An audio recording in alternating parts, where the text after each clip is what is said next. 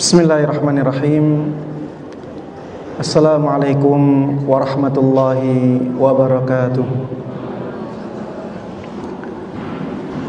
Innal hamdalillah nahmaduhu wa nasta'inuhu wa nastaghfiruh wa na'udzu billahi min shururi anfusina wa min sayyiati a'malina. May yahdihillahu fala mudilla lahu wa man yudlil fala hadiya lahu. Wa asyhadu an la ilaha illallah wahdahu la syarika lah. Wa asyhadu anna Muhammadan abduhu wa rasuluh. Ya ayyuhalladzina amanu ittaqullaha haqqa tuqatih wa la tamutunna illa wa antum muslimun. Wahai orang-orang yang beriman, bertakwalah kalian dengan takwa yang sesungguhnya, dan jangan sampai kalian meninggal kecuali dalam keadaan Islam. Amma ba'd, fa inna asdaqal hadithi kitabullah wa khairal huda huda Muhammadin sallallahu alaihi wasallam wa syarral umuri muhdatsatuha fa inna kulla muhdatsatin bid'ah wa kulla bid'atin dhalalah wa kulla dhalalatin finnar. Jamaah sekalian, para ummahat, para akhwat yang semoga dimuliakan dan dirahmati oleh Allah Subhanahu wa taala. Alhamdulillah, di kesempatan yang baik ini, di tempat yang mulia, di salah satu dari rumah Allah Subhanahu wa taala, Allah mudahkan kita untuk mengadakan majelis yang insyaallah diberkahi oleh Allah Subhanahu wa taala ini. Sungguh ini merupakan kenikmatan yang besar yang Allah berikan kepada kita semuanya. Bisa bermajelis bersama untuk saling mengingatkan kepada kebaikan, saling mengingatkan kepada kebenaran, saling mengingatkan tentang akhirat, kehidupan yang kekal selama-lamanya. Mudah-mudahan pertemuan kita ini benar-benar kita lakukan ikhlas hanya untuk mengharapkan pahala dari Allah Subhanahu wa taala. Dan mudah-mudahan dengan keikhlasan tersebut Allah melipat gandakan amalan, Allah melipat gandakan pahala amalan ini dan memberikan kepada kita semuanya ilmu yang bermanfaat, ilmu yang berkah, yang bisa menjadikan kita semuanya orang-orang yang mulia, orang-orang yang bahagia di dunia ini hingga di akhirat nanti. Amin amin ya rabbal alamin. Tidak lupa salawat dan salam, keberkahan dan kenikmatan semoga selalu terlimpahkan, semoga selalu tercurahkan kepada Nabi Agung Muhammad sallallahu alaihi wasallam, Nabi yang sangat kita cintai, sangat kita junjung tinggi, Nabi yang selalu kita teladani. Mudah-mudahan salawat, salam, keberkahan dan kenikmatan tersebut juga tercurahkan dan terlimpahkan kepada seluruh keluarga beliau, seluruh sahabat beliau, dan seluruh kaum muslimin yang mengikuti beliau dan para sahabatnya dengan baik hingga hari akhir nanti. Jamaah sekalian, para ummahat, para akhwat, rahimana wa rahimakunallah. Pada kesempatan kali ini kita akan membahas topik yang sangat erat hubungannya dengan kita sebagai seorang muslimah, karakter wanita muslimah. Para ummahat dan para akhwat, a'azzanallahu wa iyakun. Agama Islam adalah agama yang sangat menghargai seorang muslimah, sangat memuliakan seorang muslimah, dan sangat tahu apa yang sangat besar maslahatnya untuk seorang muslimah, sehingga syariat Islam benar-benar syariat yang sangat pantas untuk seorang muslimah, syariat yang memberikan kemaslahatan yang besar untuk seorang muslimah. Di dalam perjalanan seorang muslimah di dunia, syariat Islam selalu menjadikan seorang muslimah sebagai seorang yang mulia, seorang yang diperhatikan. Seperti misalnya ketika seorang muslimah masih kecil, syariat Islam memberikan keutamaan khusus bagi orang tua yang memperhatikan anak perempuannya.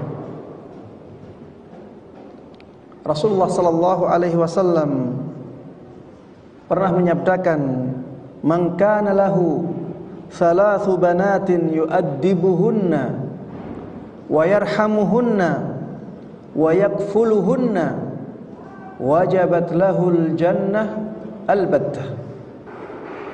Barang siapa yang memiliki 3 anak perempuan, bukan 3 anak laki-laki. Rasulullah katakan, barang siapa yang punya 3 anak perempuan, orang tersebut mengajarkan kepada anaknya adab, mengajarkan kepada anaknya ilmu, dan orang tersebut memberikan kasih sayangnya kepada anak perempuannya itu, dan dia mencukupi kebutuhan-kebutuhan hidupnya, maka surga menjadi wajib untuk dia dapatkan. Dia wajib mendapatkan surga. Kenapa? Karena dia merawat, mendidik, dan menyayangi 3 anak perempuan. Sebagian sahabat bertanya, "Ya Rasulullah, fa in kanat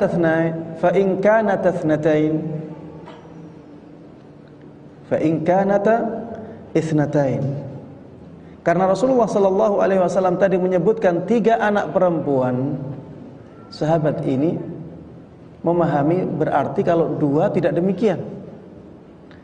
Makanya sahabat ini bertanya, "Bagaimana wahai Rasulullah sallallahu alaihi wasallam kalau anaknya hanya 2 anak perempuan, bukan 3 anak perempuan?" Maka Rasulullah sallallahu alaihi wasallam menjawab, "Wa in kanat ithnatain." Walaupun yang dia didik, dia sayangi, dia rawat adalah 2 anak perempuan, maka dia wajib mendapatkan surga Allah Subhanahu wa taala. Kemudian perawi hadis ini mengatakan, "Fara'a ba'dul qaum allau qala wahidah laqala wahidah." Karena tidak ada yang bertanya lagi, bagaimana kalau anaknya cuma 1 anak perempuan wahai Rasulullah? Bisa jadi kalau anaknya hanya 1 perempuan, maka tidak ada keutamaan ini. Maka perawinya mengatakan, "Fara'a ba'dul qaum." Maka sebagian dari kami beranggapan bahwa kalau seandainya ada yang bertanya kepada Rasulullah sallallahu alaihi wasallam, bagaimana kalau anak perempuannya cuma 1, maka Rasulullah sallallahu alaihi wasallam pun akan mengatakan perkataan yang sama, yaitu mengatakan walaupun anak perempuannya cuma 1, dia tetap wajib mendapatkan surga Allah Subhanahu wa taala. Jemaah sekalian rahimani wa rahimakumullah, kita mungkin kurang memahami hadis, betapa berharganya hadis ini ketika kita belum tahu keadaan masyarakat di zaman Nabi Muhammad sallallahu alaihi wasallam. Di zaman Nabi Muhammad sallallahu alaihi wasallam, masyarakat itu tidak menghargai anak perempuan, jemaah. Masyarakat jahiliyah sangat tidak menghargai anak perempuan. Mereka kalau mendapatkan anak perempuan bukan senang, jemaah. tapi malu, semalu-malunya. Bahkan saking malunya, sebagian mereka sampai menguburkan anak perempuannya padahal sudah dilahirkan. Anak perempuannya dikuburkan dalam keadaan hidup-hidup. Ya. Ini keadaan masyarakat di zaman Nabi Muhammad sallallahu alaihi wasallam. Kemudian Rasulullah sallallahu alaihi wasallam mengatakan hadis seperti ini. Bukan hanya anak perempuan, seperti anak laki-laki.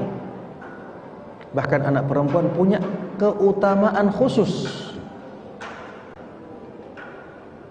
Bagi orang tua yang mendidik anak perempuannya dengan baik, menjaganya dengan baik, menyayanginya, maka dia wajib mendapatkan surga Allah Subhanahu wa ta'ala. Ini sungguh merupakan penghormatan, pemuliaan yang sangat luar biasa dari syariat Islam untuk kaum muslimah.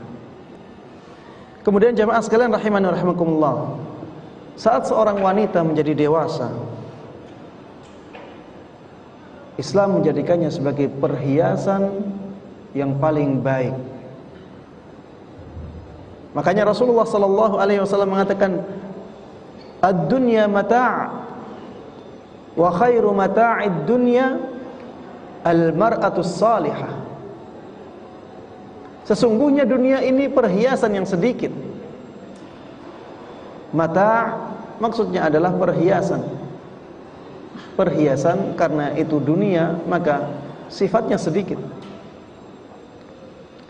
Dan perhiasan dunia yang paling baik adalah seorang wanita yang salihah. Seorang wanita yang salihah adalah perhiasan dunia yang paling baik. Lihat bagaimana syariat Islam sangat menjunjung tinggi martabat seorang wanita. Kemudian ketika menjadi ibu, dia mempunyai hak berbakti melebihi hak seorang ayah dalam masalah berbakti. Anak apabila mendapati orang tuanya, ayah dan ibunya berselisih, yang ibu bilang A, yang bapak bilang B, dua-duanya dibolehkan oleh syariat, maka anak harus mendahulukan pilihan ibunya. Ya, misalnya ya, ada anak diinginkan oleh ibunya untuk tinggal di rumah, kerja di desanya, sehingga bisa kumpul dengan ibunya. Ayah mengatakan, sana sudah, keluar dari kota ini, keluar dari desa ini, agar kamu bisa berkembang, agar kamu bisa lebih berhasil dari sekarang ini.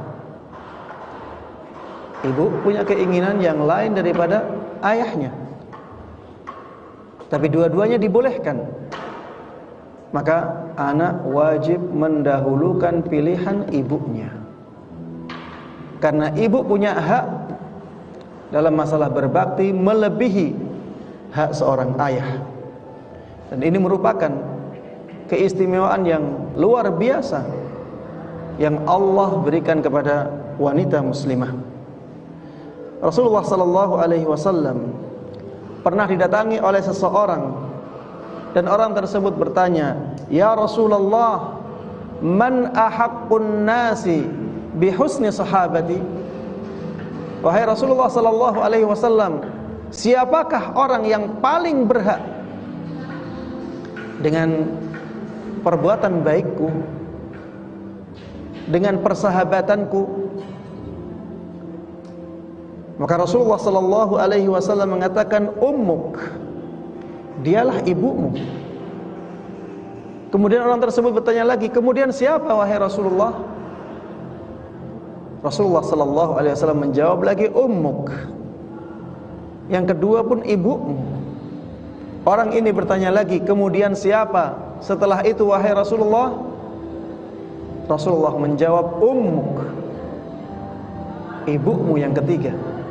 Ya, bukan istri ketiga ya, ibunya satu, tapi mendapatkan hak untuk berbakti sampai 3 kali di atas ayahnya. Kemudian yang keempat, orang ini bertanya, setelah itu siapa wahai Rasulullah sallallahu alaihi wasallam?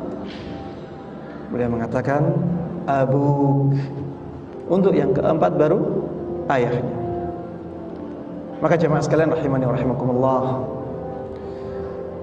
sadarlah bahwa syariat Islam adalah syariat yang sangat memuliakan seorang muslimah. Sadarlah bahwa Allah Subhanahu wa ta'ala sangat memuliakan kaum muslimah. Bahkan memuliakan seorang istri menjadi sebab seseorang menjadi orang yang terbaik. Kata Rasulullah sallallahu alaihi wasallam, khairukum li ahli wa ana khairukum li ahli. Ya. Khairukum li ahli wa ana khairukum li ahli. Orang yang paling baik dari kalian adalah orang yang paling baik untuk istrinya. Orang yang paling baik untuk istrinya, dan akulah orang yang paling baik untuk istriku. Jemaah sekalian rahimani wa rahimakumullah, lihatlah bagaimana syariat Islam mendorong kaum muslimin agar mereka memuliakan kaum muslimah. Jemaah sekalian rahimani wa rahimakumullah, kalau kita ingin mendapatkan kemuliaan di dalam Islam, maka jadilah sebagai seorang muslimah yang sejati. Jadilah seorang muslimah yang sejati agar kita menjadi mulia, menjadi bahagia di dunia dan di akhirat. Ya. Ini masuk dalam keumuman firman Allah Subhanahu wa ta'ala, ya ayyuhalladzina amanu udkhulu fis-silmi kaffah. Wahai orang-orang yang beriman, masuklah kalian semuanya ke dalam Islam secara sempurna. Ketika yang beragama Islam adalah seorang wanita, maka berarti perintahnya jadilah seorang muslimah yang sejati. Jadilah seorang muslimah yang sejati. Baik jemaah sekalian rahimani wa rahimakumullah, bagaimana menjadi seorang muslimah yang sejati? Bagaimana menjadi seorang muslimah yang sejati? Disinilah pentingnya kita mengetahui karakter seorang muslimah. Kalau kita ingin menjadi muslimah yang sejati, maka milikilah karakter-karakter ini. Tumbuhkan karakter-karakter yang akan kita bahas bersama dalam diri kita, sehingga kita menjadi seorang muslimah yang sejati, yang akan dimuliakan oleh Allah Subhanahu wa ta'ala di dunia dan di akhirat. Di sini saya akan menyebutkan 9 karakter muslimah. Yang pertama, jemaah sekalian rahimani wa rahimakumullah, sebagai seorang muslimah yang sejati, maka kita harus punya karakter semangat belajar agama. Kita harus punya karakter semangat belajar agama. Kenapa jemaah? Karena seorang muslimah dia harus punya banyak ilmu. Kenapa harus punya banyak ilmu? Karena dia yang memiliki kesempatan yang paling banyak untuk mendidik anaknya. Kalau yang mendidik anak ini bukan orang yang berilmu atau pengetahuan agamanya nol, maka hasil didikannya akan tidak baik. Makanya seorang ibu harus punya banyak pengetahuan tentang agama, agar pengetahuan tersebut nantinya diturunkan ke anaknya. Jemaah sekalian rahimani wa rahimakumullah, dalam kehidupan berkeluarga yang sesuai dengan syariat Islam yang ideal, seorang ayah tugasnya di luar rumah.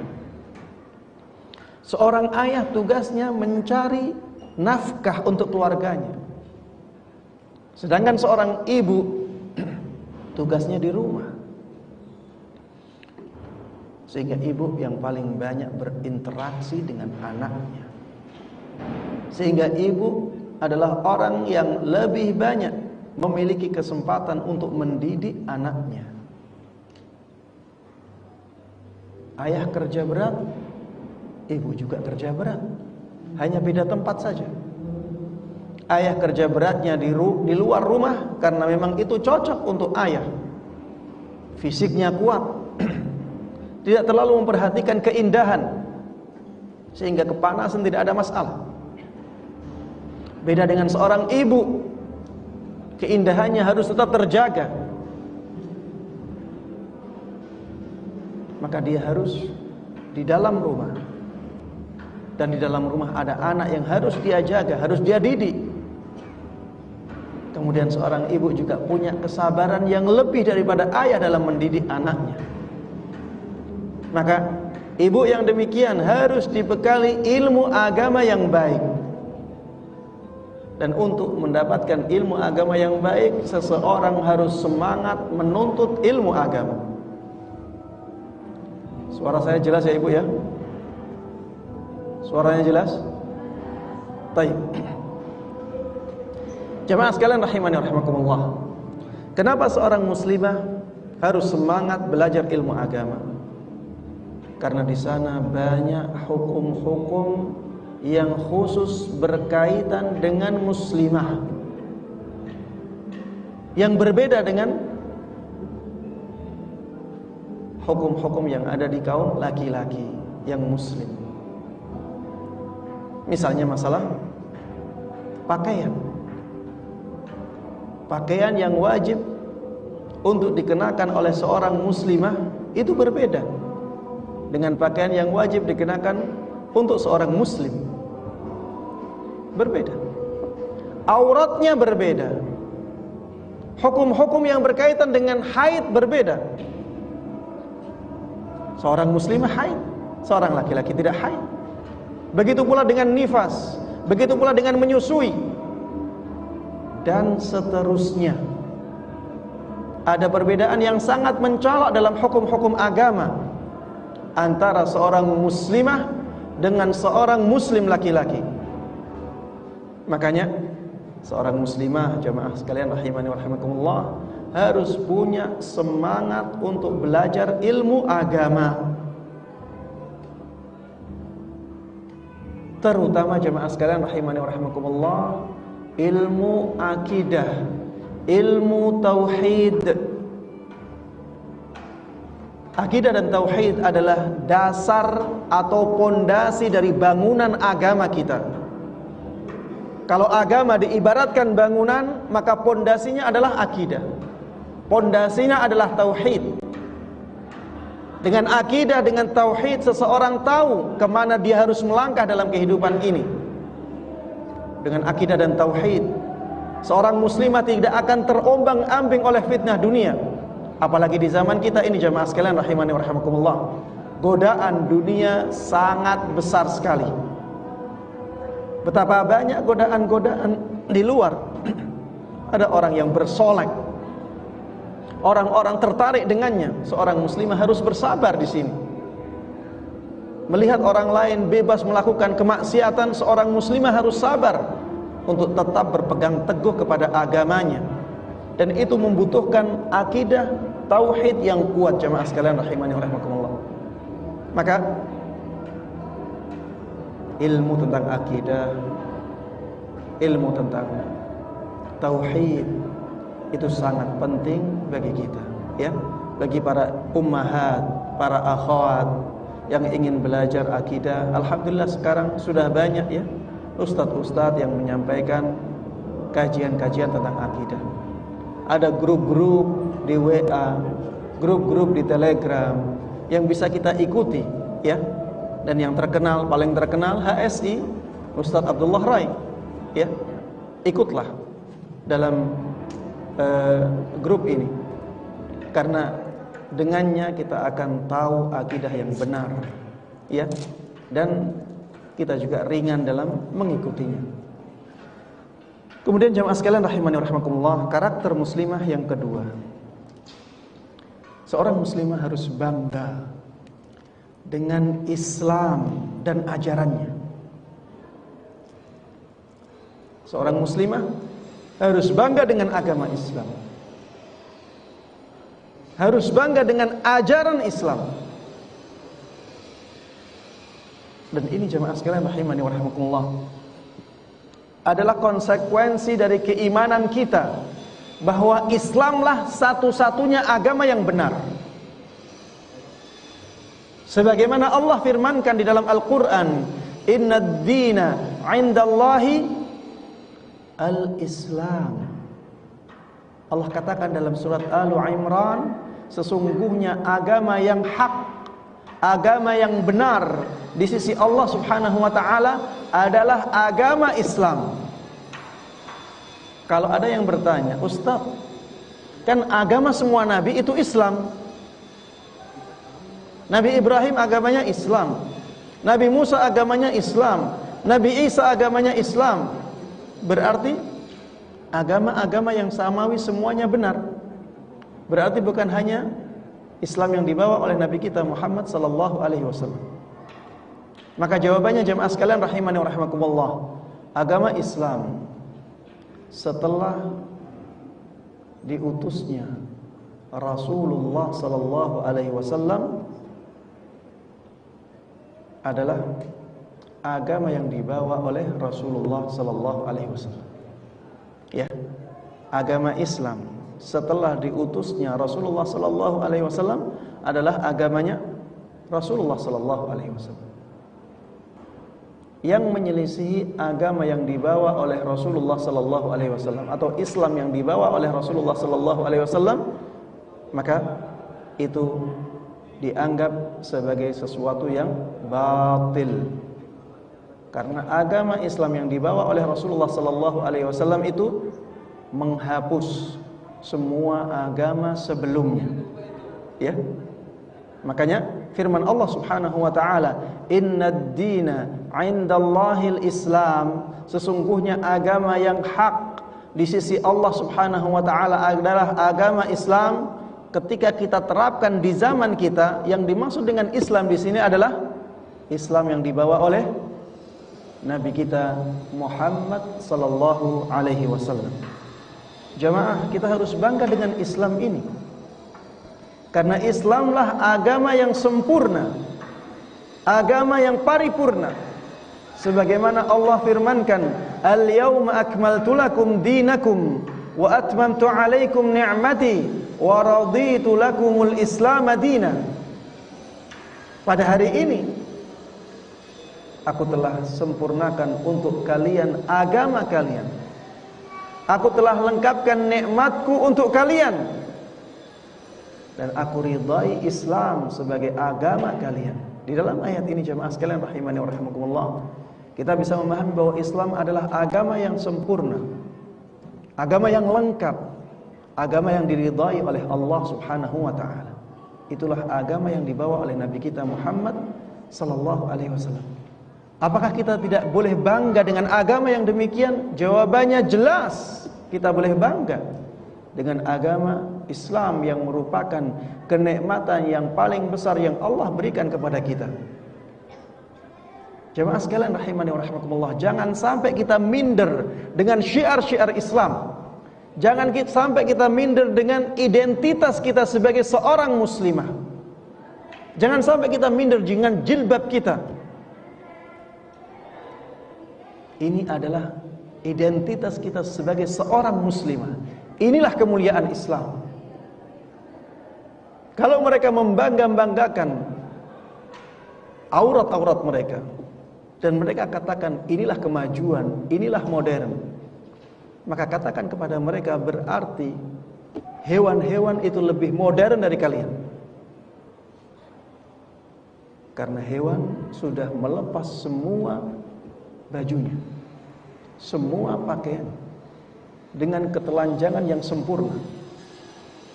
Makanya sebagian orang mengatakan apabila ketelanjangan adalah simbol dari kemodernan, maka hewanlah yang paling modern. Hewanlah yang paling modern kalau seperti itu. Jamaah sekalian rahimani wa rahimakumullah, dari zaman dahulu kemuliaan seseorang itu disimbolkan dengan ketertutupan pakaiannya. Semakin seseorang tertutup pakaiannya, semakin dilihat mulia. Lihatlah jemaah sekalian rahimani wa rahimakumullah, pakaian para raja, pakaian para ratu, pakaian orang-orang yang mulia, tertutup. Raja pakaiannya tidak pakaian yang biasa.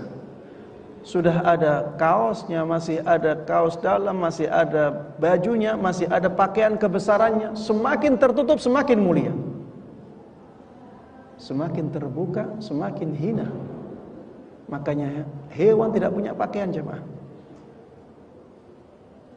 Maka kita harus bangga. Kita harus bangga dengan identitas kita sebagai seorang muslimah. Kita harus bangga dengan pakaian muslimah kita. Itu datangnya dari Allah Subhanahu wa ta'ala yang maha mulia. Jangan minder.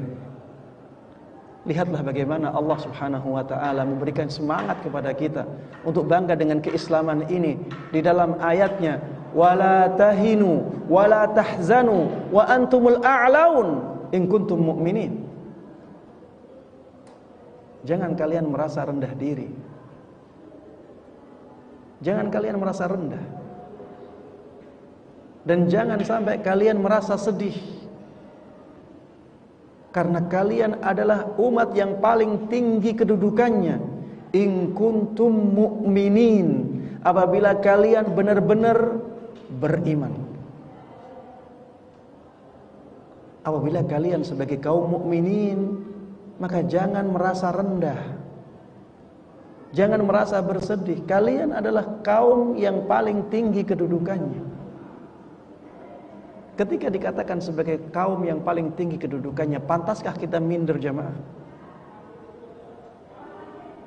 Tidak pantas. Kita harus bangga dengan keislaman. Lihatlah bagaimana kaum muslimin diberikan kitab yang paling baik. Tidak ada kitab yang lebih baik daripada Al-Quran. Tidak ada kitab yang lebih kuat daripada Al-Quran. Tidak ada kitab yang dijaga oleh Allah seperti Al-Quran. Tidak ada kitab yang punya keistimewaan yang sangat banyak dan sangat luar biasa seperti Al-Quran. Kitabnya kitab yang terbaik. Kita punya kitab yang paling baik. Kita juga punya nabi yang paling mulia. Kita punya syariat yang paling sempurna. Kenapa kita harus minder dan tidak bangga dengan keislaman kita?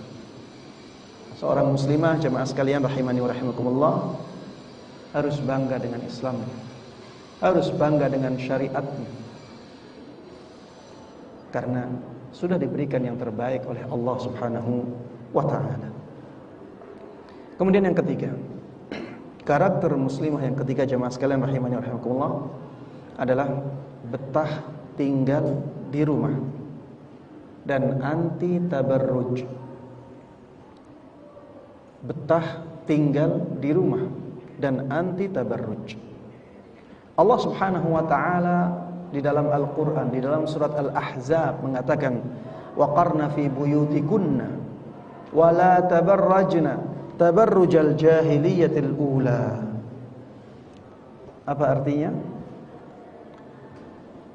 Artinya, tinggallah kalian, wahai para ummahatul mukminin, di dalam rumah-rumah kalian, dan janganlah kalian berdandan sebagaimana dandan ala jahiliyah terdahulu. Di sini Allah Subhanahu wa taala memerintahkan kepada ummahatul mukminin, istri-istri Rasulullah sallallahu alaihi wasallam, agar mereka tinggal di rumah-rumah mereka dan jangan sampai mereka berdandan seperti berdandannya orang-orang jahiliyah di zaman dahulu.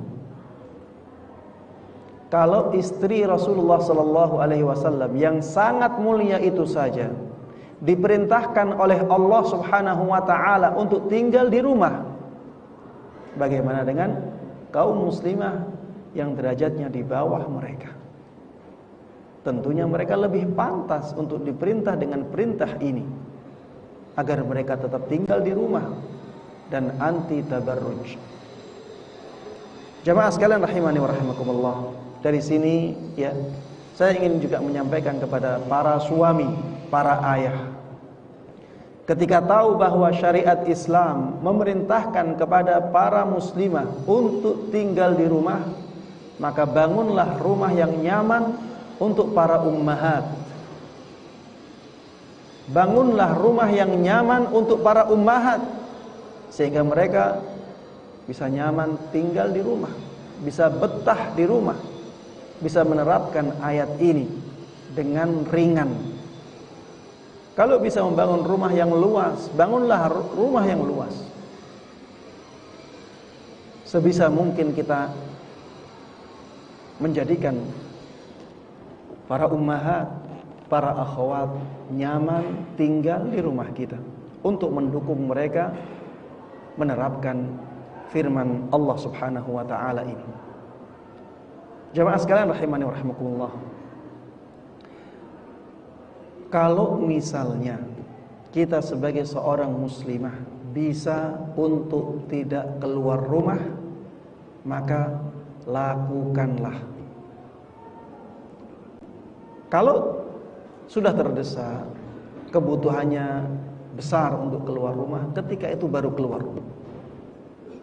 Kalau tidak ada kebutuhan untuk keluar rumah, diamlah di rumah dan harapkan pahala dari Allah Subhanahu wa ta'ala. Ini merupakan ketaatan jemaah. Kalau kita katakan sebagai ketaatan berarti berpahala, lihatlah rahmat Islam yang sangat besar ini. Dengan berdiam di rumah kita mendapatkan pahala. Tapi untuk siapa? Untuk muslimah saja. Karena Allah memerintahkannya demikian, waqarna fi buyutikum, tinggallah kalian di rumah-rumah kalian, dan ini perintah. Kalau kita jalankan, maka kita akan mendapatkan pahala dari Allah Subhanahu wa ta'ala. Jemaah sekalian rahimani wa rahimakumullah, keluarnya wanita dari rumahnya itu akan mendatangkan banyak mudarat, akan membuka banyak pintu fitnah. Makanya Islam sampai sholat 5 waktu saja. Sholat 5 waktu itu tidak diwajibkan bagi para ummahat. Di antara hikmahnya adalah agar mereka tidak banyak keluar rumah. Karena kalau sholat 5 waktu diwajibkan di masjid sebagaimana kaum laki-laki, maka minimal seorang muslimah harus keluar rumah 5 kali dalam sehari, selama dia tidak sakit atau ada halangan yang lain. Makanya Islam menggugurkan kewajiban untuk pergi ke masjid di sholat 5 waktu bagi para muslimah, agar mereka bisa menetap di rumahnya, mereka bisa tidak keluar rumah. Bahkan Rasulullah sallallahu alaihi wasallam mengatakan, wa buyutuhunna khairun lahun, rumah-rumah mereka itu lebih baik untuk mereka. Rumah-rumah mereka itu lebih baik untuk mereka. Iya, seorang muslimah lebih utama sholat wajib di rumahnya daripada sholat wajib di masjid secara berjamaah. Bagi ibu-ibu, bagi para akhwat, lebih utama sholat di rumah walaupun sendirian, tidak berjamaah.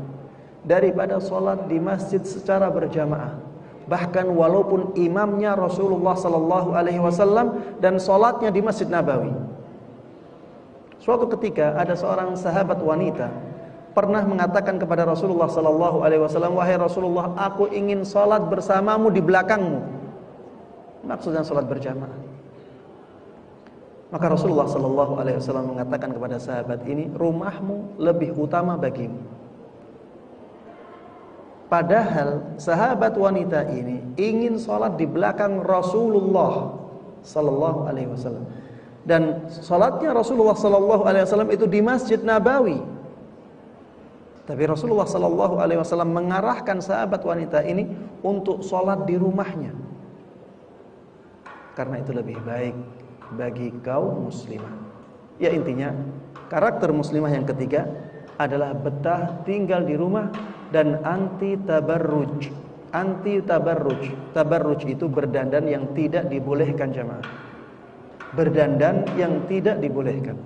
Ya, misalnya berdandan untuk dipamerkan kepada orang-orang yang bukan mahramnya.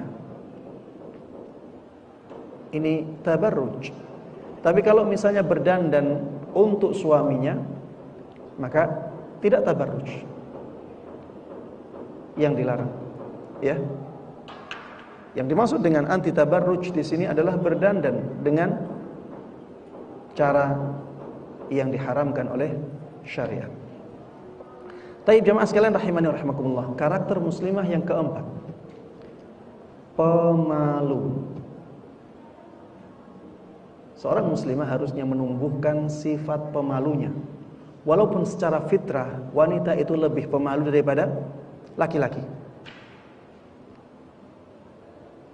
Dan fitrah ini harus terus ditumbuh kembangkan. Yang dimaksud dengan pemalu di sini adalah pemalu dalam hal-hal yang tidak baik.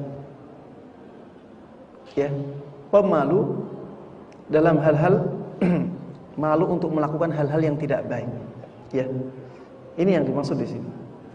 Kalau melakukan kebaikan tidak boleh malu. Itu bukan malu yang baik. Misalnya ya, ketika seorang muslimah memakai jilbab besar dan dia merasa malu dengan pakaiannya tersebut, maka ini bukan malu yang kita inginkan. Ini malu yang tercela. Ya. Ini malu yang tercela. Yang dimaksud dengan pemalu di sini adalah malu untuk berhubungan dengan lawan jenis, malu untuk menampakkan auratnya, malu untuk melakukan kemaksiatan, malu untuk tampil misalnya di tengah-tengah orang banyak yang di sana ada laki-lakinya. Ini sifat pemalu yang terpuji, yang harusnya ditumbuh kembangkan pada seorang muslimah. Di dalam Al-Quran, di surat Al-Qasas, disebutkan tentang cerita Nabi Musa ketika beliau lari dari kejaran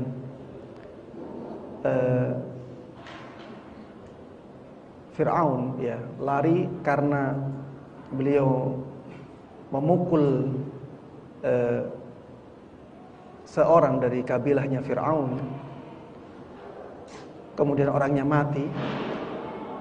Akhirnya Fir'aun lari agar tidak dibunuh oleh akhirnya Nabi Musa lari agar tidak dibunuh oleh orang-orangnya Fir'aun. Kemudian sampailah Nabi Musa di negeri Madian. Dan di negeri Madian itu sampailah Musa di sebuah tempat yang biasa orang-orang mengambil air di tempat itu. Kemudian Nabi Musa melihat pemandangan yang aneh. Jadi melihat pemandangan ada orang laki-laki, sekelompok laki-laki mengambil air di sumur. Dan beliau melihat ada dua orang perempuan menjauh dari kerumunan laki-laki ini. Akhirnya Nabi Musa mendatangi dua perempuan ini. Nabi Musa mengatakan, "Ma khatbukuma?" Kenapa kalian berdua di sini? Maka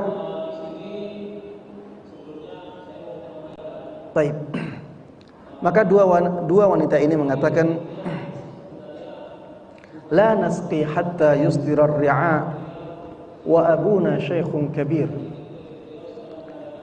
Kami tidak bisa mengambil air, atau kami tidak mau mengambil air sampai orang-orang yang laki-laki itu selesai semuanya. Meskipun ayah kami orang yang sudah berumur, sudah lanjut usia. Akhirnya Nabi Musa membantu dua perempuan ini, ya. Menjauhnya perempuan ini dari kerumunan laki-laki itu sifat pemalu, jemaah. Dan ini terpuji. Akhirnya Nabi Musa membantu dua wanita ini untuk mengambilkan air, sehingga mereka bisa pulang lebih awal. Diambilkan air, kemudian mereka pulang ke ayahnya. Sampai di rumah, dua wanita ini bercerita kepada ayahnya. Dua wanita ini akhirnya bercerita kepada ayahnya bahwa mereka dibantu oleh seorang laki-laki. Akhirnya orang tuanya memerintahkan kepada dua anak perempuannya ini untuk kembali menemui Nabi Musa, untuk menawarkan tawaran yang istimewa kepada Nabi Musa. Bagaimana dua wanita ini mendatangi Nabi Musa? Disebutkan oleh Allah Subhanahu wa taala dalam Al-Qur'an, "Faja'athu ihdahuma tamshi 'ala istihya." Akhirnya datanglah salah seorang dari wanita ini kepada Nabi Musa, 'ala istihya, dengan malu-malu. Datangnya dengan malu-malu. Kemudian wanita ini mengatakan kepada Nabi Musa, qalat, "Inna abi yad'uka liyajziyaka ajra ma saqaita lana." Sesungguhnya ayahku mengajakmu, ayahku memanggilmu untuk memberikan kepadamu balasan dari sikap baikmu menolong kami, yaitu mengambilkan air minum. Ya, intinya di sini disebutkan bahwa wanita ini mendatangi Nabi Musa dalam keadaan malu, ya, dalam keadaan malu-malu, dan ini sangat bagus, ya. Jadi seorang wanita muslimah itu harus punya karakter pemalu, dan ini harus ditumbuhkan di dalam diri seorang muslimah. Taib jamaah sekalian rahimani rahimakumullah. Karakter yang kelima adalah menjaga auratnya dengan busana yang syar'i. Ini karakter muslimah yang harus tampak pada diri seorang muslim. Benar-benar menjaga auratnya dengan busana yang syar'i. Mungkin ada yang bertanya, "Ustaz, batas minimal busana syar'i itu bagaimana?" Batas minimal busana syar'i itu bagaimana? Taib. Di sini ada 5 batasan. Ya, ini batasan minimal, ya. Ini batasan minimal. Lebih dari ini lebih baik. Tapi batasan minimalnya ini. Yang pertama, jamaah sekalian rahimani wa rahimakumullah, pakaian seorang muslimah harus menutup seluruh tubuhnya kecuali wajah dan kedua tangannya. Kecuali di sini adalah batasan minimal. Kalau wajah dan tangannya ditutupi lebih bagus. Batasan minimalnya semua tubuhnya selain wajah dan tangan. Ini batasan minimal, dan ini menurut sebagian pendapat, ya, yang ana lihat lebih kuat adalah pendapat ini. Batasan minimalnya semua tubuh perempuan harus ditutupi kecuali wajah dan tangan. Kalau bisa menutupi semuanya 100%, maka lebih bagus. Batasan yang kedua, tidak menarik perhatian lawan jenis. Pakaian seorang muslimah tidak menarik perhatian lawan jenis, sehingga memakai pakaian yang lebih gelap warnanya maka lebih afdal.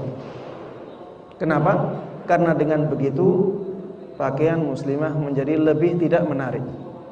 Menjadi lebih tidak menarik. Semakin tidak menarik, maka semakin bagus. Saya tidak katakan semakin lusuh, semakin kotor, tapi saya katakan semakin tidak menarik. Sehingga menjauhi perhiasan sebisa mungkin lebih baik. Menjauhi warna-warna yang mencolok lebih baik. Karena dengan begitu pakaian muslimah menjadi lebih tidak menarik. Kenapa jemaah? Karena fungsi dari pakaian muslimah adalah untuk menutup auratnya, untuk meminimalisir adanya fitnah, adanya godaan antara laki-laki dan wanita. Maka pakaian yang lebih bagus untuk seorang muslimah adalah pakaian yang bisa menjauhkan fitnah, menjauhkan godaan antara laki-laki dan wanita. Kemudian yang ketiga jemaah sekalian rahimani wa rahimakumullah, pakaian seorang muslimah harus longgar. Tidak boleh, apa bahasanya? Tidak boleh ngeprit. Jadi harus longgar. Karena kalau tidak longgar jemaah sekalian rahimani wa rahimakumullah, akan menampakkan lekuk-lekuk tubuhnya. Dan ini sebagian ulama mengatakan ya, akan mendatangkan laknat. Pakaian yang masih menampakkan lekuk tubuh wanita bisa mendatangkan laknat Allah Subhanahu wa taala, dan itu dosa besar. Walaupun tidak transparan, tapi kalau menampakkan lekuk tubuhnya, maka ini tidak cukup menutup auratnya. Ya, sebagian ulama mengatakan bahwa pakaian yang di hari akhir nanti ada wanita-wanita yang berpakaian tapi telanjang, sebagaimana disebutkan di dalam hadis. Ya, sebagian ulama mengatakan bahwa yang termasuk di antara contohnya adalah pakaian yang terlalu kecil, tidak longgar, yang akhirnya menampakkan lekuk tubuh wanita. Jadi pakaian muslimah harus longgar. Kemudian yang keempat, pakaian muslimah harus tidak menyerupai pakaian laki-laki atau pakaian non-muslim atau pakaian orang fasik. Pakaian orang fasik ini maksudnya adalah pakaian orang fasik ketika fasik. Pakaian non-muslim adalah pakaian yang khusus untuk mereka. Adapun apabila ada non-muslim pakai pakaian muslimah, pakai pakaian yang sesuai dengan syariat, tidak masalah, sama dengan dia. Karena sebenarnya itu adalah pakaian muslim. Kalau misalnya ada wanita fasik pakai pakaian muslimah yang baik, yang sesuai dengan syariat, tidak masalah meniru dia. Karena sebenarnya itu adalah pakaian yang syar'i. Dia menerapkan syariat Islam. Yang dimaksud dengan pakaian orang fasik dan pakaian non-muslim adalah pakaian-pakaian yang tidak sesuai dengan syariat. Karena dia fasik, dia menggunakan pakaian yang fasik. Karena dia orang kafir, menggunakan pakaian-pakaian yang sesuai dengan agamanya. Maka pakaian-pakaian yang seperti ini tidak boleh ditiru oleh seorang muslimah. Jemaah sekalian rahimani rahimakumullah, coba renungkan. Menyerupai pakaiannya saja tidak boleh ya.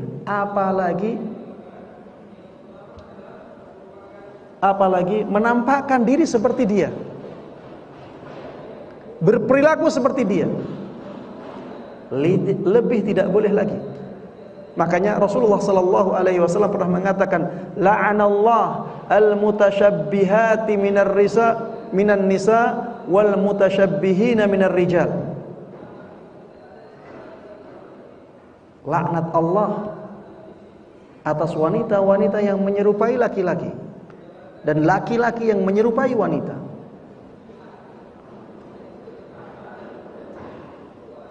Jemaah sekalian rahimani wa rahimakumullah. Kalau kita tidak hati-hati dalam berpakaian, maka kita akan terjerumus ke dalam hal-hal yang membahayakan dan membinasakan kita. Orang yang tertarik dengan pakaian lawan jenis, lama-kelamaan dia akan berperilaku seperti perilakunya lawan jenis. Makanya ditutup oleh Islam dari awalnya. Pintu ini benar-benar ditutup rapat oleh Islam.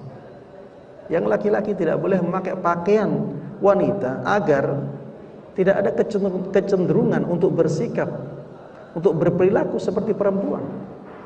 Begitu pula sebaliknya. Yang perempuan tidak boleh memakai pakaiannya laki-laki agar yang perempuan tidak berperilaku seperti laki-laki. Maka jemaah sekalian rahimani wa rahimakumullah, kita harus menjaga perbedaan ini. Jadi laki-laki dan perempuan itu berbeda fitrahnya, berbeda ciptaannya, berbeda fungsinya. Maka kita harus jaga perbedaan ini. Ya, kita harus jaga perbedaan ini sebagaimana dikehendaki oleh Allah Subhanahu wa taala. Baik. Kriteria yang kelima dari pakaian yang sesuai dengan syariat adalah pakaian tersebut, ya, ini bukan pakaian tapi ya, dipakai di pakaian, tidak berparfum. Pakaian tersebut tidak berparfum. Ini maksudnya adalah ketika seorang muslimah keluar rumah, jangan memakai parfum. Karena itu dilarang oleh Nabi kita Muhammad sallallahu alaihi wasallam. Ya. Bahkan ada sebuah hadis ya yang mengatakan bahwa wanita yang berjalan di depan laki-laki dan dia berparfum, akhirnya parfum tersebut menggoda laki-laki itu, maka dikatakan oleh Nabi kita Muhammad sallallahu alaihi wasallam dia adalah perempuan pezina. Dia adalah perempuan pezina. Dan ini ya sesuatu yang sangat buruk sekali. Maka ketika kita keluar rumah tidak boleh memakai parfum kecuali apa Ustaz? Kecuali kalau punya bau badan, berusahalah untuk menghilangkan bau badan tersebut.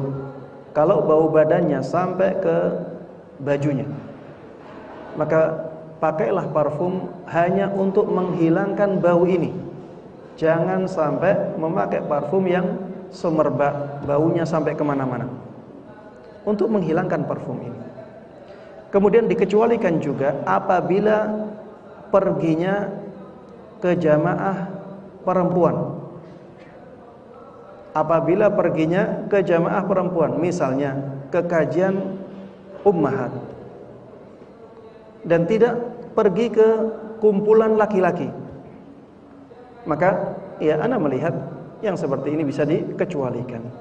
Karena larangan tersebut bisa difahami maknanya. Maknanya adalah agar kaum muslimah tidak menjadi fitnah bagi kaum laki-laki. Sehingga apabila seorang muslimah memakai parfum untuk suaminya, boleh tidak? Boleh, karena tidak ada makna ini.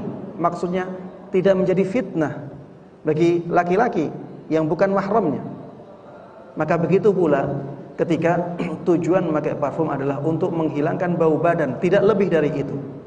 Karena kalau seorang wanita punya bau badan, kemudian dia berkumpul dengan yang lain, bau badannya mengganggu wanita yang lain, di sini malah ditakutkan dia terjatuh ke dalam perbuatan yang zalim kepada orang lain. Ya, begitu pula ketika kumpulnya bersama para ummahat, kemudian setelah itu dia langsung pulang. Maka yang seperti ini insyaallah tidak ada masalah. Tapi jamaah sekalian rahimani wa rahimakumullah, tetap saja sebisa mungkin kita meninggalkan parfum yang baunya sampai jauh ya, sampai kuat. Taib. Semuanya ini jamaah sekalian rahimani wa rahimakumullah untuk menutup rapat pintu fitnah. Rasulullah sallallahu alaihi wasallam mengatakan, "Ma taraktu ba'di fitnatan adarra 'ala ar-rijali minan nisa." Aku tidak tinggalkan setelahku fitnah, godaan yang lebih membahayakan kaum laki-laki daripada wanita. Aku tidak tinggalkan setelahku fitnah atau godaan yang lebih membahayakan laki-laki melebihi wanita. Makanya di sini kita harus sangat berhati-hati. Ya, makanya mohon maaf ya, kajian harus ada hijabnya bagi saya. Karena untuk menghindarkan kita dari fitnah-fitnah itu. Ya, bukan berarti saya mewajibkan untuk ustadz yang lain. Ya, tapi bagi ana sendiri, ana tidak enak kalau kajian khusus untuk ummahat seperti ini tanpa adanya sitar. Ya, untuk menjauhkan diri ana dari fitnah dan juga untuk menjauhkan para ummahat dari fitnah. Rasulullah sallallahu alaihi wasallam juga mengatakan dalam hadisnya yang lain, wattaqun nisa.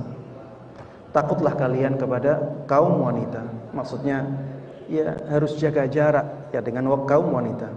Fa inna awwala fitnati bani Israil kanat fin nisa. Karena sesungguhnya fitnah yang pertama kali untuk Bani Israel adanya di kaum wanitanya. Ya. Jamaah sekalian rahimani rahimakumullah, jangan difahami ya hadis-hadis yang seperti ini ya sebagai bentuk merendahkan wanita. Tidak ya. Hadis ini bukan sedang merendahkan wanita, tidak.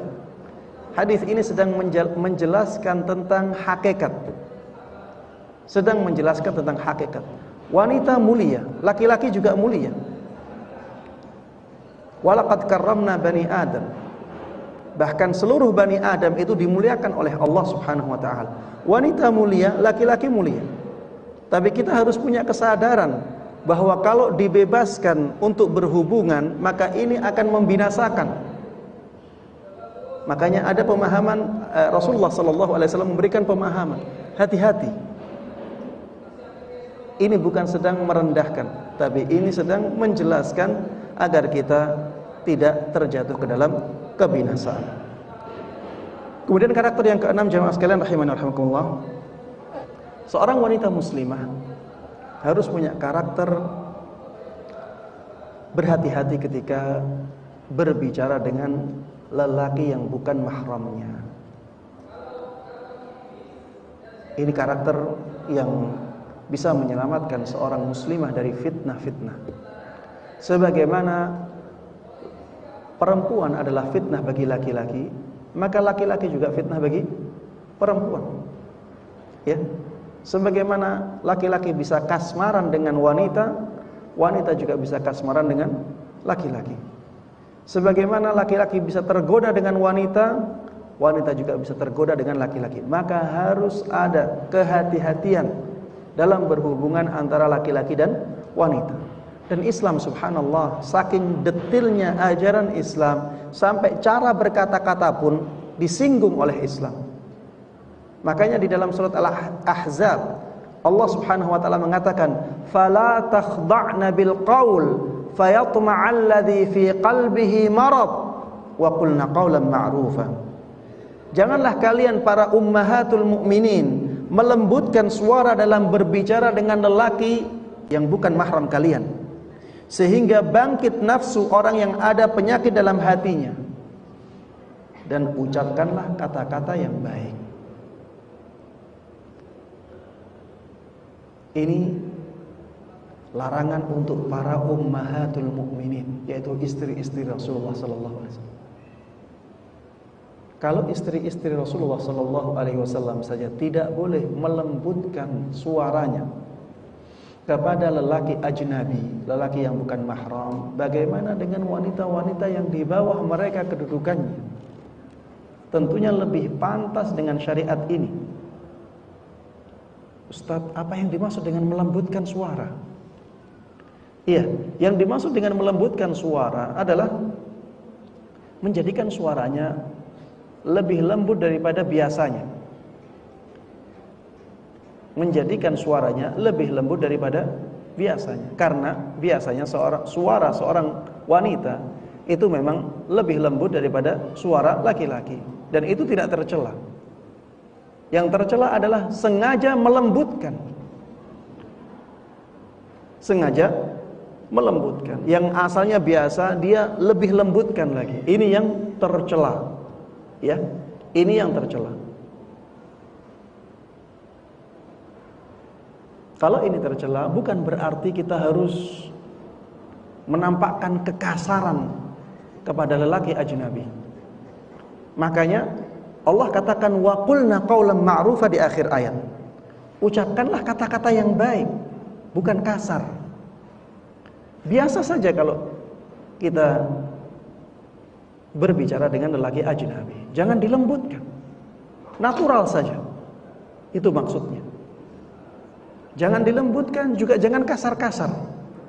Kasar-kasar juga tidak baik. Melembutkannya juga bisa menimbulkan fitnah. Berbicara dengan laki ajnabi diatur di dalam Islam.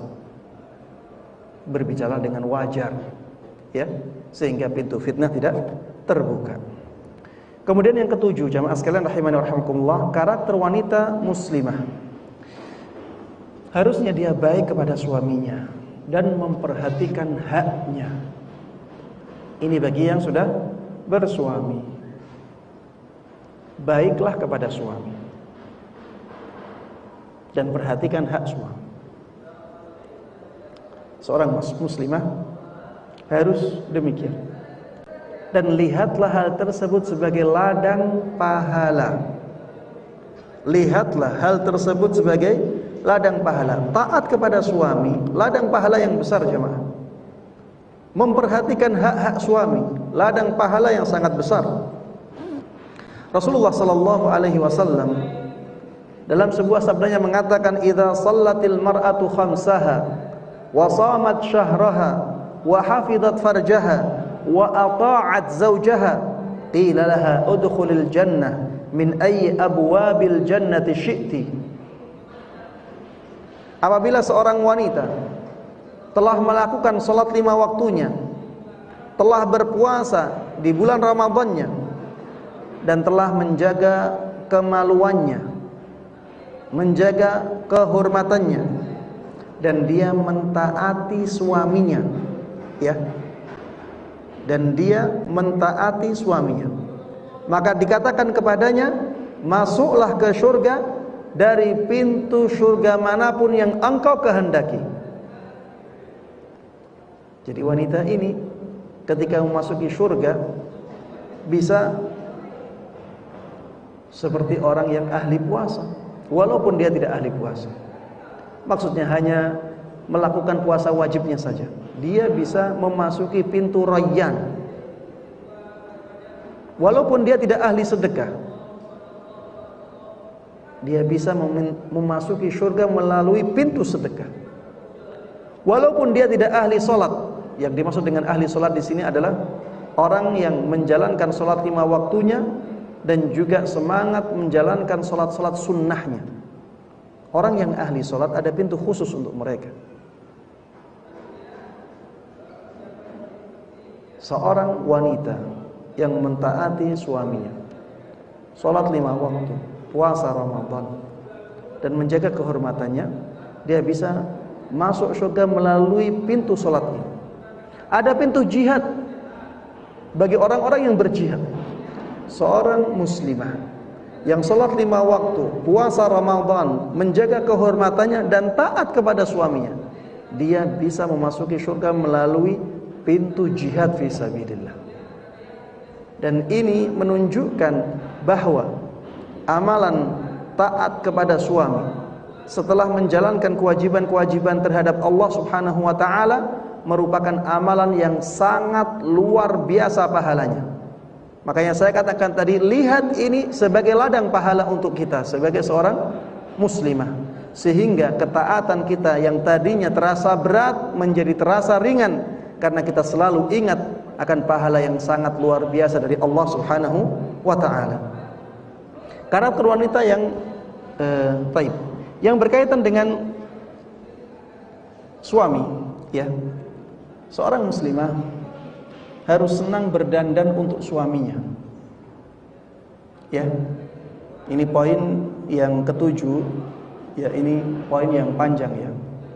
Jadi seorang muslimah, ya, dia harus punya karakter baik kepada suami dan memperhatikan hak suaminya. Turunan ini ada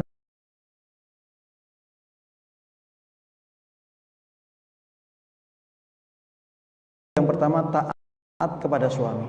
Ya, seorang muslimah sebagai seorang istri harus taat kepada suaminya pada hal-hal yang dibolehkan oleh Allah Subhanahu wa taala. Kemudian yang kedua, dia harus menjadi orang yang senang berdandan di hadapan suaminya. Karakter seorang muslimah yang sejati seperti itu.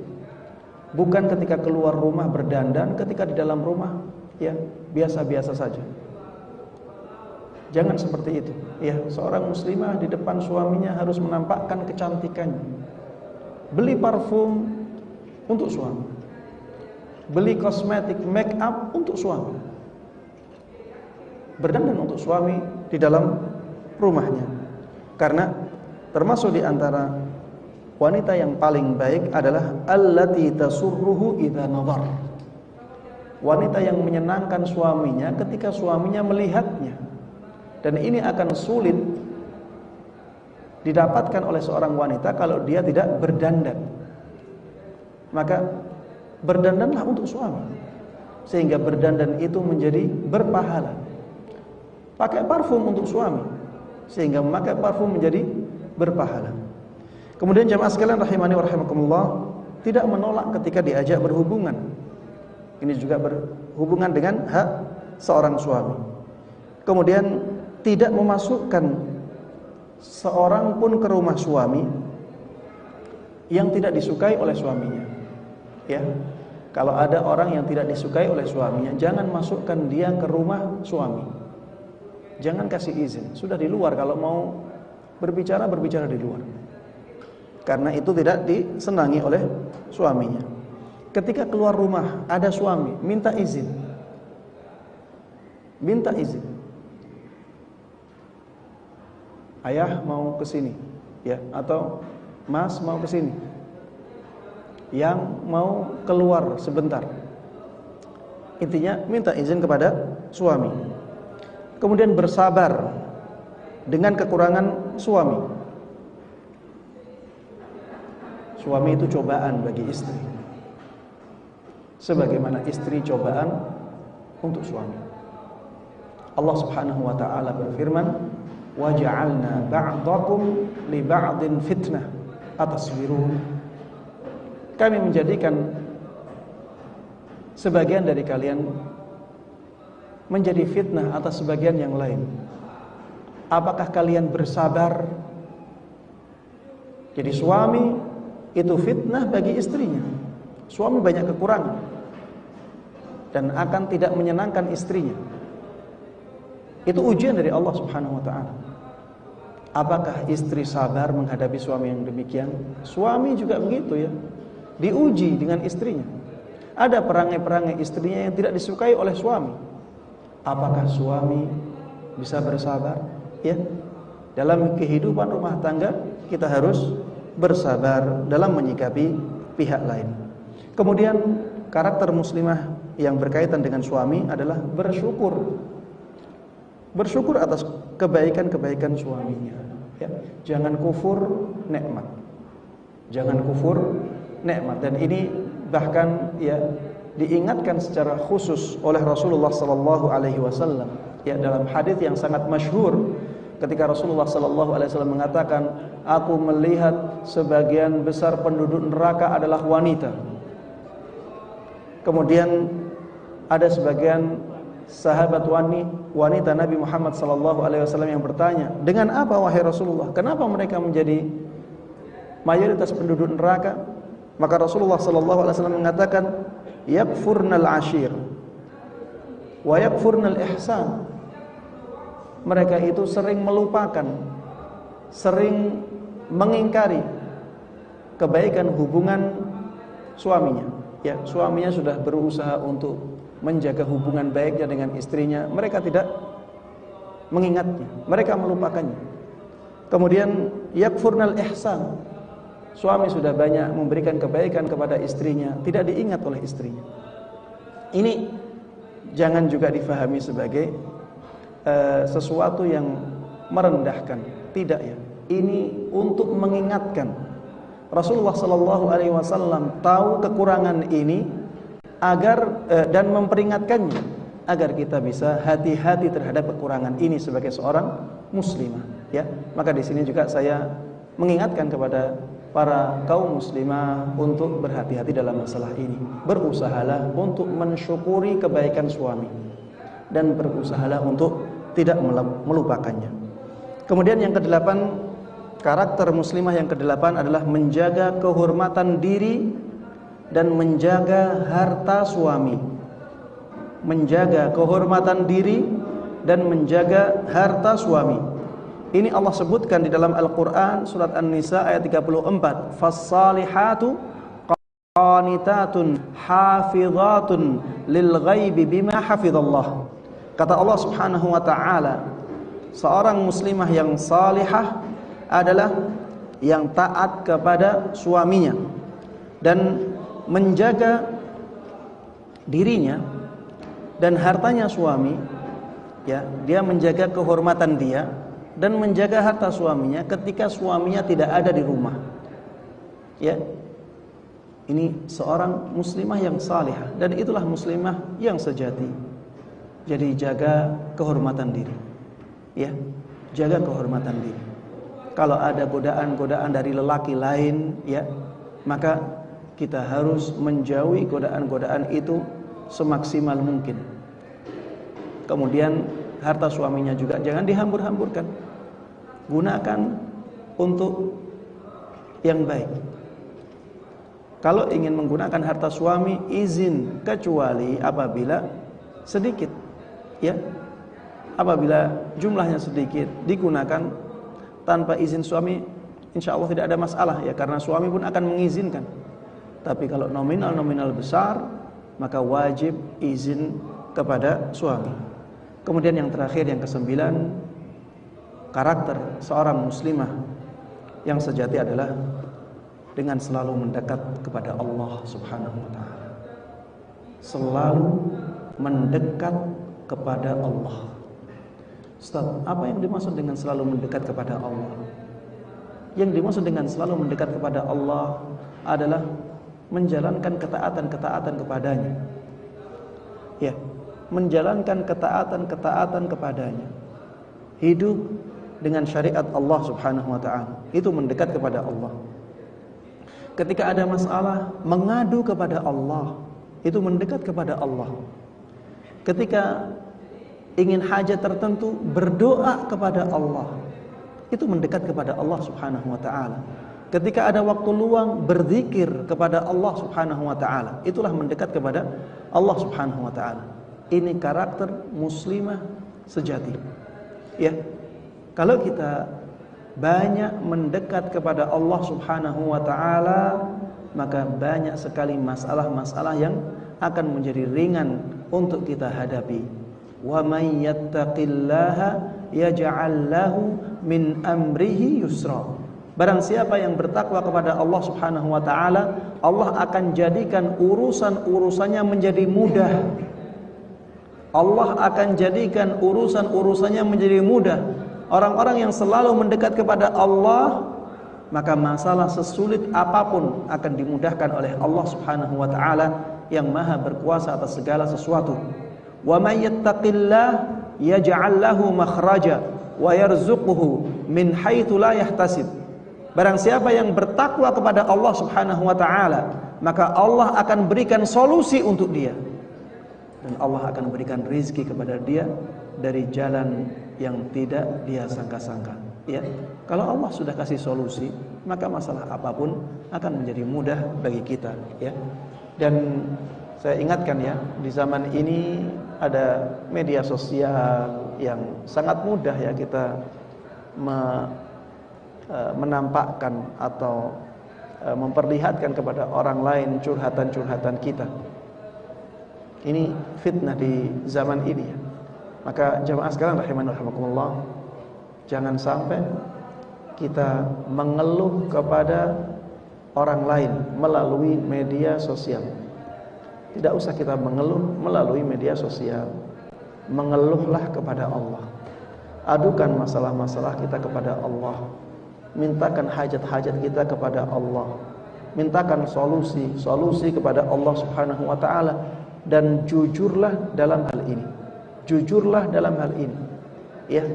Dan bersungguh-sungguhlah dalam hal itu. Allah Subhanahu wa taala tidak akan mengecewakan hambanya. Demikian yang bisa Anda sampaikan dalam kesempatan kali ini, mudah-mudahan bermanfaat dan diberkahi oleh Allah Subhanahu wa taala.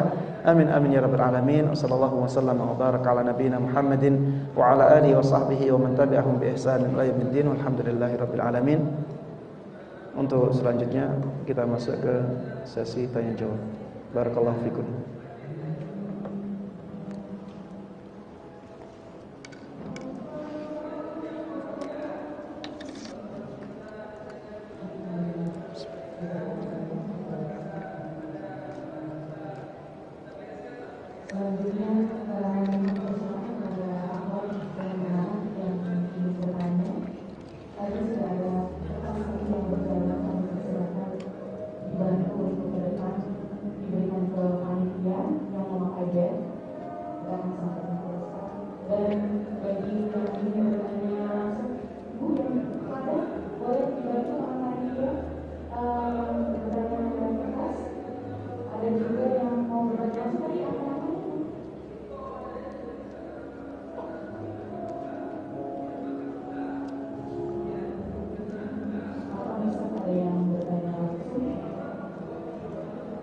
Ya, silakan.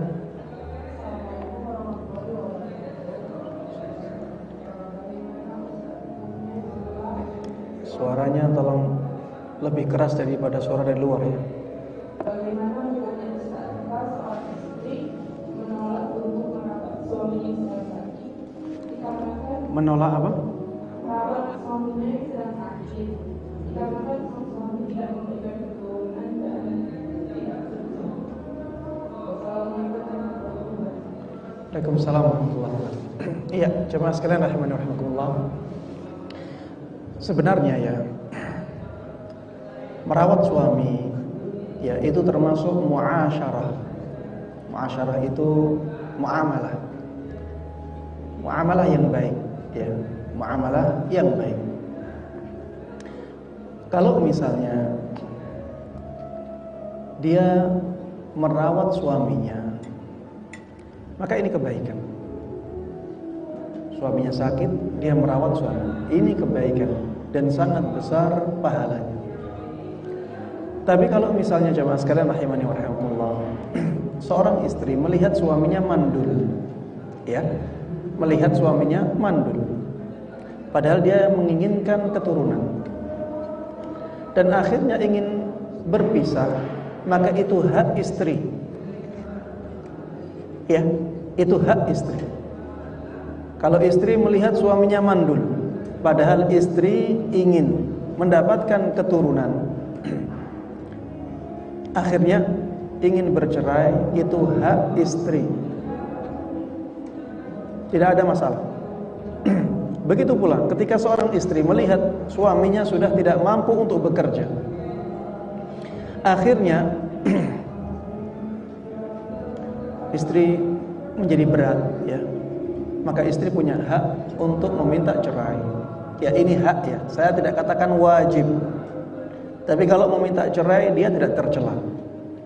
Ya, kalau meminta cerai dia tidak tercela, suaminya pun tidak tercela. Karena kemandulan bukan keinginan suami,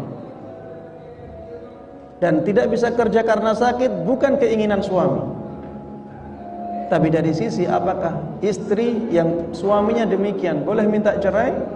Kita katakan boleh secara hukum syariat seperti itu.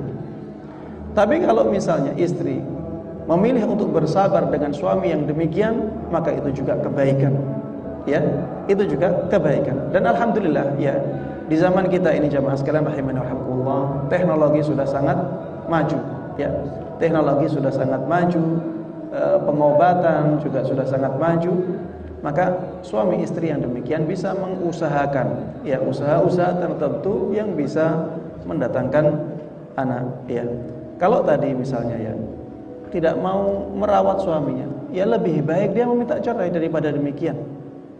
Lebih baik dia meminta cerai daripada seperti itu. Karena kalau itu berlangsung terus-menerus, maka akan semakin besar masalah yang dialami oleh kedua mempelai. Ya. Akan menjadi lebih besar masalahnya. Lebih baik meminta cerai. Ini kalau misalnya dia tidak mau merawat suaminya. Saran saya, bersabarlah. Bersabarlah, rawat suami. Ya. Tapi kalau misalnya dia ingin minta cerai dan ingin mencari suami yang lain yang bisa memberikan keturunan, tidak ada masalah, tidak berdosa. Tapi kalau misalnya masih ingin mempertahankan pernikahan tapi dengan cara yang seperti itu, tidak mau merawat suaminya, ini keadaan yang tidak baik dan akan mengantarkan kepada keadaan yang lebih tidak baik lagi, lebih buruk lagi. Kalau ingin bertahan, ya sudah, konsekuensinya rawat suami dengan baik. Kalau tidak mau bertahan, ya sudah, berpisah lebih baik. Maksudnya tidak mau merawat suaminya, lebih baik berpisah agar tidak terjatuh ke dalam keburukan yang lebih besar. Ya, demikian wallahu taala a'lam.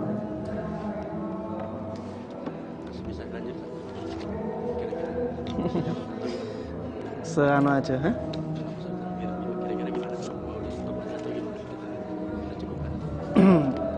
Anu aja sebisanya aja, enggak apa-apa.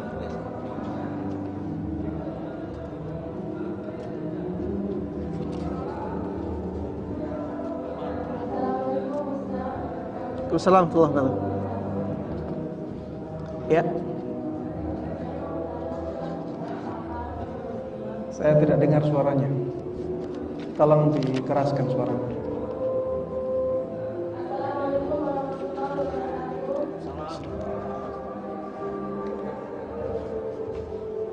Ya, silakan. Coba di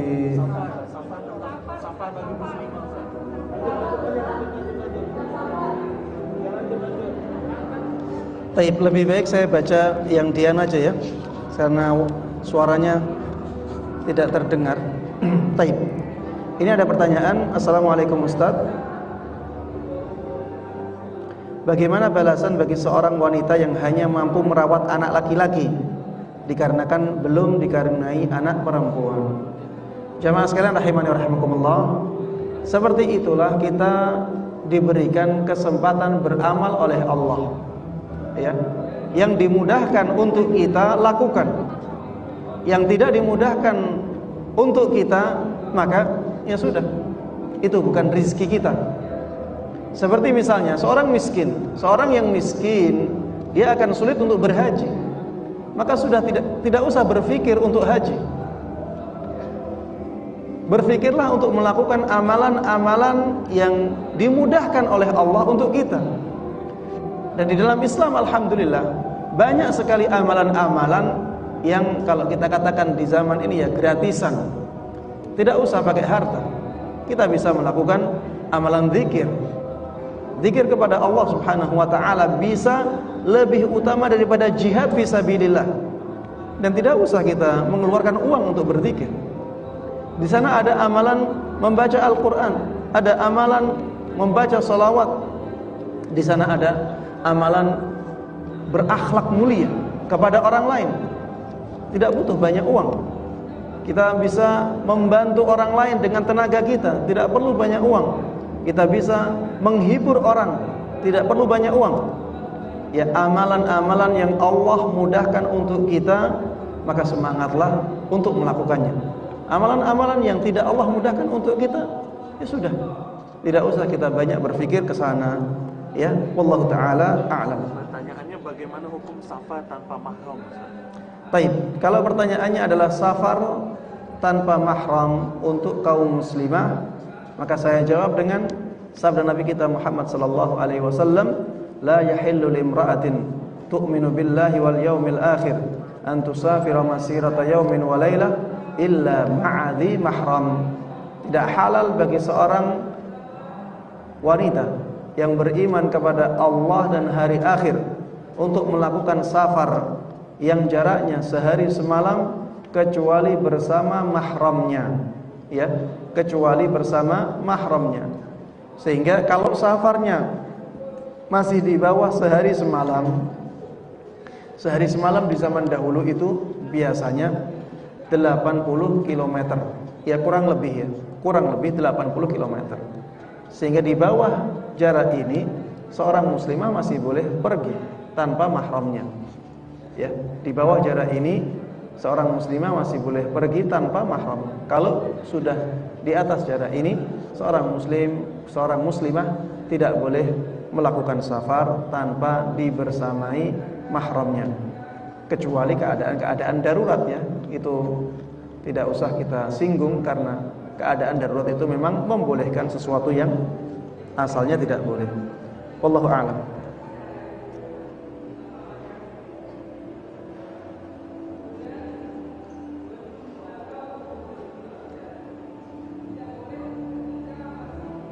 Baik. Ada pertanyaan di sini. Afan izin bertanya, bagaimanakah yang disebut pakaian orang fasik dan kafir? Apakah seorang istri yang memakai pakaian yang membuka aurat seperti orang-orang wanita kebanyakan untuk suaminya di dalam rumah termasuk dalam kategori menyerupai pakaian orang fasik dan kafir? Syukran Ustaz, jazakallahu khaira wa barakallahu fiik. Baik jemaah sekalian rahimani wa rahimakumullah, yang dimaksud dengan larangan memakai pakaian orang fasik, ya, adalah memakai pakaian yang seperti mereka kenakan di luar rumah, ya. Kalau di luar rumah, kalau di dalam rumah dan untuk suami, maka tidak ada masalah. Pembahasan kita bukan di situ. Kalau di luar rumah dan pakaian tersebut dilihat, ya, oleh orang-orang, ya, maka jangan memakai pakaian-pakaiannya orang fasik, walaupun tidak membuka aurat. Tapi kalau pakaian tersebut identik dengan pakaian orang fasik atau identik dengan pakaian orang-orang di luar Islam, maka jangan dipakai. Kalau di dalam rumah bersama suaminya, ya tidak pakai pakaian pun tidak ada masalah. Itu bukan pembahasan kita, ya. Pembahasan kita pakaian di sini adalah pakaian di luar rumah. Wallahu taala a'lam.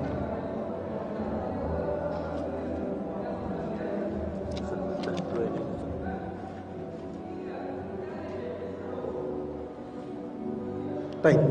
Ini ada pertanyaan, afwan Ustaz, manakah yang lebih baik bagi seorang muslimah saat melaksanakan umrah? Salat 5 waktu di hotel penginapan atau di Masjidil Haram atau di Masjid Nabawi? Jawabannya jemaah sekalian rahimani wa rahimakumullah, asalnya, hukum asalnya lebih baik salat di hotel. Hukum asalnya seperti itu. Tapi hukum asal ini bisa dipengaruhi oleh situasi dan kondisi. Kalau situasi dan kondisi menjadikan dia lebih baik sholat di masjid, maka hukumnya berubah menjadi lebih afdal sholat di masjid. Ya, saya katakan, ya, saya misalkan, ya, kalau misalnya seorang muslimah tidak usah di Masjid Nabawi atau di Masjidil Haram, ya, di Indonesia, seorang muslimah ketika sholat di rumah dia selalu mengakhirkan dari waktunya, selalu mepet-mepet, selalu mengakhirkan, ya, mengundur-ngundur waktu, kurang 10 menit baru sholat.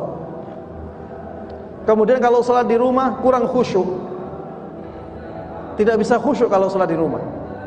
Kemudian kalau sholat di rumah tidak bisa semangat untuk melakukan ibadah-ibadah yang lainnya. Beda kalau sholat di masjid. Kalau di masjid bisa khusyuk, sholat di masjid bisa di awal waktu. Kalau sholat di masjid bisa semangat untuk membaca Al-Quran. Kalau keadaannya seperti ini, lebih baik dia sholat di masjid, walaupun dia di Indonesia. Ya, karena situasi dan kondisi bisa mempengaruhi hukum. Tapi hukum asalnya seseorang yang wanita, ya, jamaah wanita, lebih baik sholat di rumahnya. Kalau sholat di rumahnya bisa khusyuk, sholat di rumahnya bisa di awal waktu, sholat di rumahnya tidak mempengaruhi semangat dia untuk beribadah, membaca Al-Quran, berzikir, maka ya lebih baik sholat di rumah. Tapi kalau sholat di rumahnya menjadi malas-malasan, ya, sulit untuk khusyuk, kemudian akhirnya banyak melupakan ibadah-ibadah yang lainnya, menjadi kurang semangat untuk beribadah, maka lebih baik sholat di masjid yang bisa mendatangkan hal tersebut. Kalau keadaannya sama, sholat di rumah sama. Sholat di rumah lebih afdal kalau keadaannya sama. Kalau keadaannya lebih baik ketika sholat di masjid, maka sholat di masjid menjadi lebih utama. Begitu pula ketika umrah, ya, ketika haji. Kalau misalnya sholat di Masjid Nabawi, di Masjidil Haram, ya, menjadikan dia lebih semangat untuk beribadah, menjadikan dia lebih khusyuk dalam sholatnya, ya, menjadikan dia bisa menjalankan sholat di awal waktu, maka lebih baik sholat di Masjidil Haram, lebih baik sholat di Masjid Nabawi. Apalagi jamaah sekalian rahimani wa rahimakumullah, sholat di Masjid Nabawi dan di Masjidil Haram ini pahalanya seperti itu, ya. Kemudian hanya sesekali di umur kita, hanya sesekali di umur kita.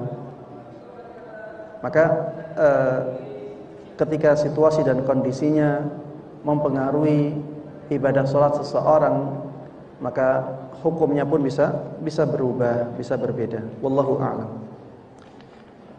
Sebagian jamaah sampai khawatir dengan keselamatannya ketika sholat di hotel, karena dia sendirian. Keselamatannya, dia khawatir dengan keselamatannya, tidak tenang ketika sholat di hotel. Kalau keadaannya seperti ini, lebih baik dia sholat bersama teman-temannya di masjid, ya. Wallahu ta'ala. Taib.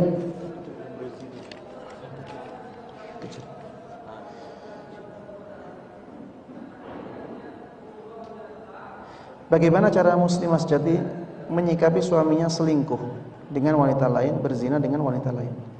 Taib jamaah sekalian rahimani wa rahimakumullah, ada dua pilihan, ya. Pilihan bersabar dengan menasehati dan mendoakan kebaikan untuk suaminya agar berubah. Ini pilihan yang pertama. Kalau misalnya pilihan ini sudah dilakukan dan keadaan tidak berubah, maka pilihan yang kedua adalah meminta cerai. Pilihan yang kedua adalah meminta cerai. Meminta cerai ketika suami punya akhlak yang sangat buruk seperti ini dibolehkan di dalam syariat. Dibolehkan di dalam syariat. Ya. Tapi pilihan yang pertama tetap, ya, lebih baik didahulukan. Yaitu bersabar, nasihati suami, kemudian doakan suami agar menjadi orang yang baik, agar tidak terjatuh ke dalam kesalahan yang sama di waktu yang akan datang, ya. Nasihati suami, dan seseorang apabila hatinya dibuka oleh Allah Subhanahu wa taala, seburuk apapun asalnya, dia akan menjadi baik. Tapi kalau misalnya sudah tidak bisa, diharapkan lagi, ya, seorang istri diberikan kepilihan, ya, untuk berpisah dengan suaminya. Wallahu taala a'lam.